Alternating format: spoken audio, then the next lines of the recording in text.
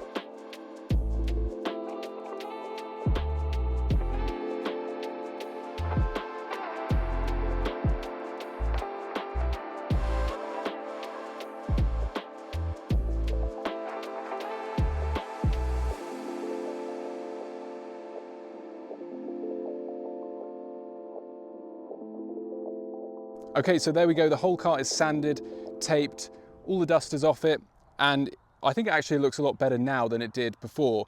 Obviously, we don't have a water supply here, so the perk of sanding it is we've sanded off all of the dirt. So it's looking, I was going to say good, but better than it did.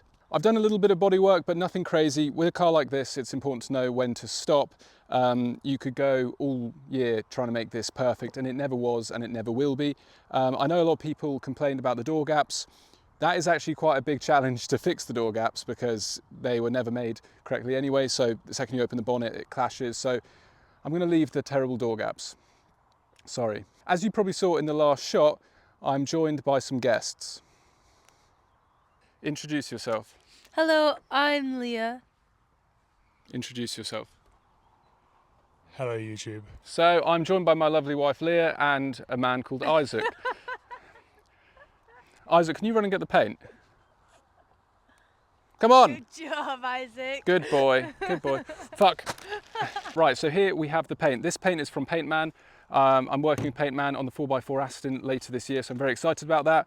But we are going to roll it on. We have got some spray cans so we can get the hard to reach areas, but yeah, we're just going to roll it on, and regardless, it will look better.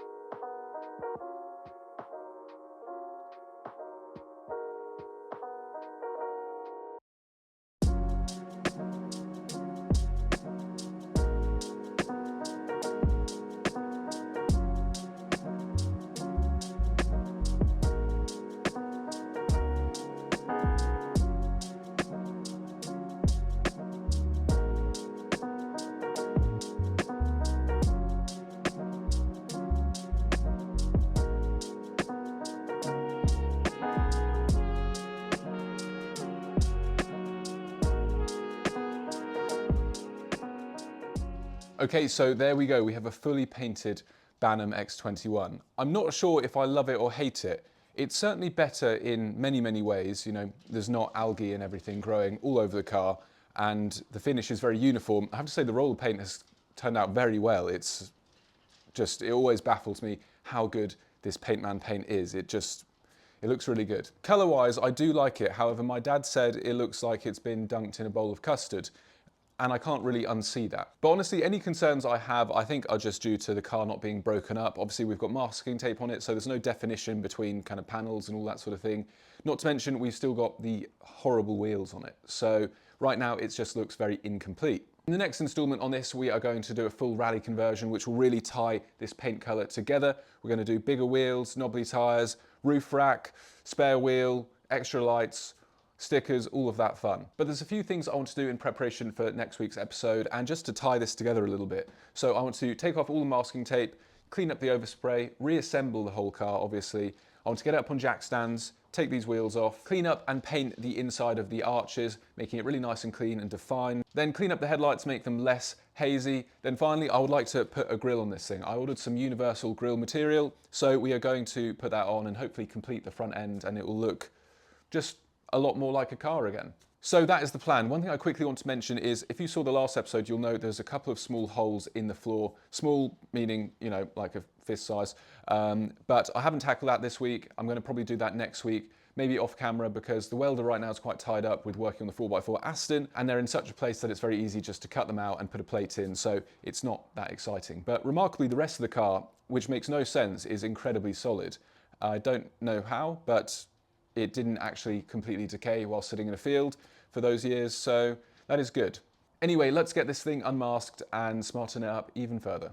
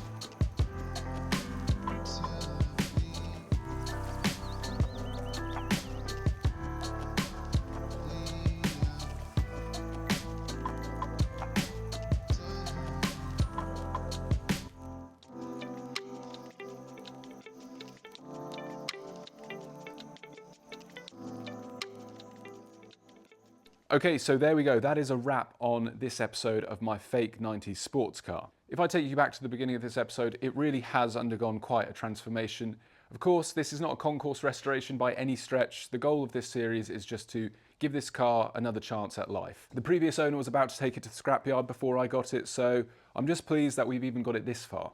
Having it in one uniform colour really has made it stand out, and obviously the little things we've done, like clean up the headlights, I've done my best with them. I think that's unfortunately as good as I can get them. They are very pitted, but they look a lot better, they're a lot brighter. We've got a grille, we've painted some of the trim pieces, it just looks a lot more complete. My slight concern when the car was all wrapped up, you know, having no definition, looking like a bowl of custard, I feel a little bit better now. Now we've got kind of contrasting bits and the wheel arches are all cleaned up and painted. I'm really beginning to like it, and this is just the start. Next week we are going to transform this thing even further in a far more dramatic way. So wheels, lights, roof racks, lots of fun. And then this thing is going to be a very fun summer drive, especially on dusty country lanes. I bought this car completely sight unseen, and I really had no idea how it was going to turn up, if it was just too far gone to even touch. But really the saving graces has been the engine is good and the car is solid. We've got a couple of holes in the floor, as I mentioned, but really around the important areas that are a nightmare to repair, it is good. As you saw, I cleaned up the under arches and coated it in direct to rust paint, but there was just surface rust. There was nothing horrific, a little bit of flakiness here and there, but that's the extent of it, which is really good because that makes it one of the least rusty cars I own, which is a little bit sad. Whilst we're at it, next week we're going to address the interior. Obviously, the more you do to the outside, the worse the interior looks. It's looking very tired. I'm not going to do anything crazy. I'm going to tidy it up, clean the carpets. We have some lovely carpets which are still very good once we remove the rat droppings, and get them in, and then we'll have a very complete car. A nice interior combined with the extras that we are going to add on next week. This thing is going to be really quite cool. If you enjoyed this episode, and even if you didn't, please like, share, subscribe, comment, all that sort of thing. It really does help me out, allows me to keep making fun videos on bizarre cars like this. If you'd like to support the channel further, I have linked my Patreon down below. Over on the Patreon, I do behind the scenes content, day-to-day updates, bonus stuff, early access, all of that fun. You can join for as little as £1, but regardless, I'm just grateful that you're here. So stay tuned for next week. It's going to be a fun one, and until then, take care, and I'll see you then.